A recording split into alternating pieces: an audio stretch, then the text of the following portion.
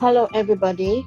In this presentation, my team and I are going to update you on our project status. Our project is to design a wristband device that measures the human body temperature in real time, as well as history data via internet, with an indication in case of any abnormalities. Body temperature is one of the critical factors to determine if a person is healthy, but the current solutions to measure body temperature are either providing occasional or inaccurate results. That is why we are designing this device. Unlike other solutions such as thermometers, forehead scanners that only measures body temperature at checkpoints, this device gives you continuous measurements throughout the day, allowing you to identify health issues and act faster. Next slide, please. Our target group has changed slightly from what was previously agreed within our project group. This is based on a recommendation from articles on universal design, where we were suggested to include users with disabilities during the duration of the prototype.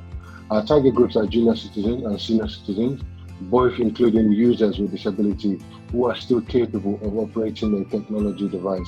Our target groups are Europe-based, which includes the United Kingdom and Sweden. Our target groups are divided into people on the basis of living status. In the table below shows the characteristics of the individuals. Methods and techniques. In this project, we use a combination of participatory design approach and user-centered design approach methods to design the product. In the initial exploration stage, we conduct interview to get clearly defined problem and to understanding the user familiarity and approach to IoT devices. For the discovery process stage, in order to understand the requirements and user expectation, we conduct meetings and workshops. And for prototyping stage, paper mockups will be designed, and we are planning to conduct workshop or meeting to evaluate the mockups. Next slide, please. Here are some initial findings from the interviews. Participants are exposed to various life situations and environments. Better health is central to human happiness and well-being. Infections, hot outdoor temperatures, and internal heat generation from exercises and mechanical movement of body are the causes of change in body temperature. Interview with the participants made us realize that people don't want to view their body temperature over the screen. They rather want to view it over a more private device. Participants also suggest to get notification when there is a change in temperature. Here is a rough sketch of our prototype. The silent features we are planning to introduce are smart notification, synced wirelessly, water resistant, temperature diary, no more charging, lightweight. Next slide. Our plan to analyze. Our research will analyze data using the detective thematic analysis method based on 6 steps. Step 1. Familiarization, which means reading through interview transcriptions carefully. Step 2.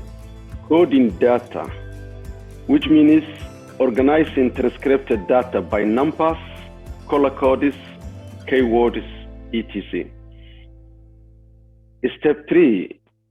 Highlighting the themes, which means involving codes, keywords, categorizing the data in different themes. Step 4.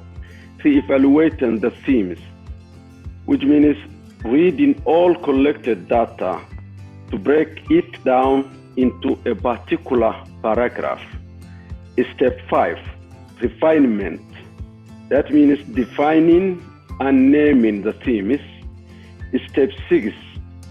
Writing the report, establishing the categorized into themes. Next. Issues that we'll be dealing with. The first one is the possibility of face-to-face meeting during the interview. With the COVID pandemic going on, and the restrictions, it's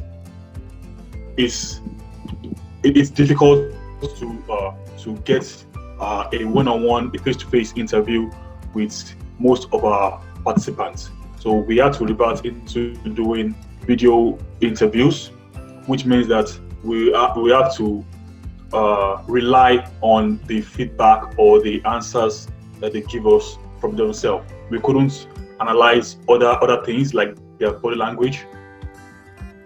So that's one issue. And the second issue is a problem with participatory design due to the geographical distance between the group members. Some of us are living in Sweden, while others are not. So during the prototyping phase, we decided to go with participatory design. During the prototyping phase, we had to use video version of prototyping. So why we that are in Sweden could convey and have a session for the prototyping phase, we had to carry other group members along by doing a video form of prototyping. That's also another problem. Another problem is problem of cost. The prototype design, initially we didn't really put much thought into this, but as time goes on, we add different feedbacks and new ideas popping up. So, which means that we have to modify what we intentionally thought we're going to do. So this brought about the issue of us having to spend more. So this is a problem that we are also facing. And the fourth one is some participants were not keen on the idea of wearing wristband for a lengthy duration of time.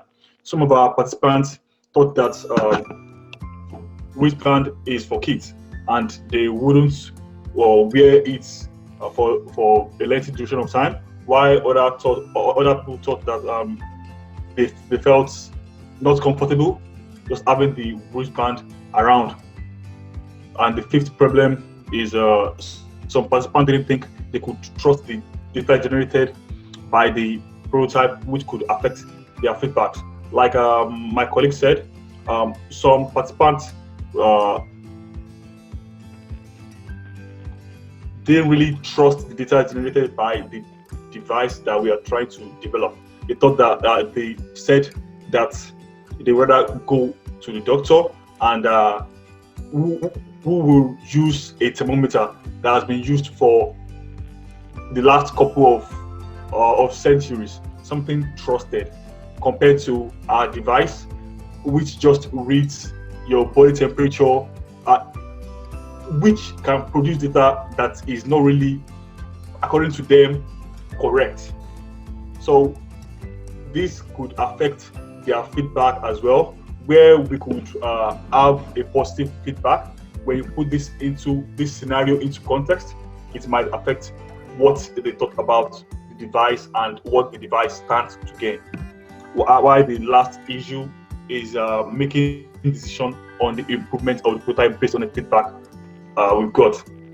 It is hard making decision based on the feedback we got, because some of the feedbacks are positive while others are negative.